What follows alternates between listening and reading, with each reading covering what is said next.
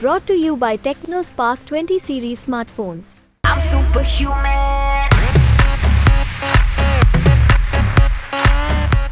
लोकसभा चुनाव का जोर और शोर चरम पर है। चुनाव के बीच अलग अलग बड़ी खबरें सामने आ रही हैं।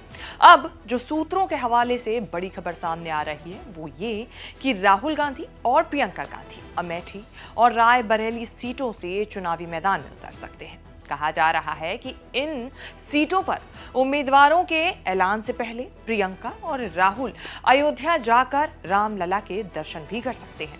सूत्रों के मुताबिक इसकी पूरी संभावना है कि राहुल गांधी और प्रियंका गांधी वाड्रा इन दोनों सीटों से चुनाव लड़ सकते हैं। हालांकि इन दोनों सीटों पर 30 अप्रैल से पहले औपचारिक घोषणा नहीं की जाएगी। कांग्रेस नेताओं ने भी इन दोनों सीटों पर राहुल और प्रियंका की संभावित उम्मीदवारी को लेकर कुछ भी नहीं कहा है। साथ ही खबर ये भी है कि अमेठी और रायबरेली जाने से पहले राहुल और प्रियंका अयोध्या जा सकते हैं, जहां वे रामलला के दर्शन करेंगे। हालांकि इसकी भी अभी तक आधिकारिक पुष्टि नहीं की गई है।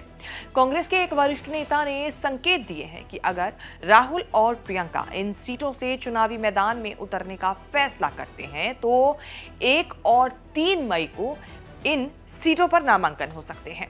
यहां नामांकन की आखिरी तारीख 3 मई है। इस बीच खबर ये भी आ रही है कि राहुल गांधी की टीम ने अमेठी से कैंप करना भी शुरू कर दिया है। राहुल गांधी के नामांकन के लिए यूपी कांग्रेस की टीम को 1 मई की संभावित तारीख दी गई है। कहा जा रहा है कि कांग्रेस 1 मई को अमेठी में अपना शक्ति प्रदर्शन करेगी। जानकारी के मुताबिक 26 अप्रैल के चुनाव के बाद 27 अप्रैल को राहुल गांधी के अमेठी पहुंचने की संभावना है।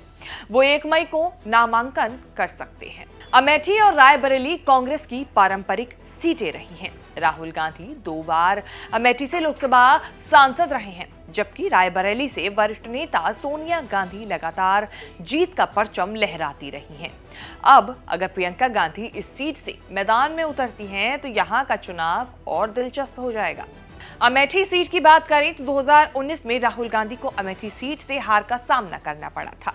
इस सीट पर स्मृति ईरानी ने राहुल गांधी को मात दी थी। राहुल गांधी तब केरल की वायनाड सीट से चुनाव जीतकर संसद पहुंचे थे। कांग्रेस का गढ़ माने जाने वाले अमेठी लोकसभा क्षेत्र में विधानसभा की 5 सीटें हैं। साल 2022 के चुनाव में अमेठी और गौरीगंज से समाजवादी पार्टी अपने 2 विधायक बनाने में कामयाब रही थी, जबकि सलोन सीट पर बहुत ही मामूली वोटों से हार गई थी।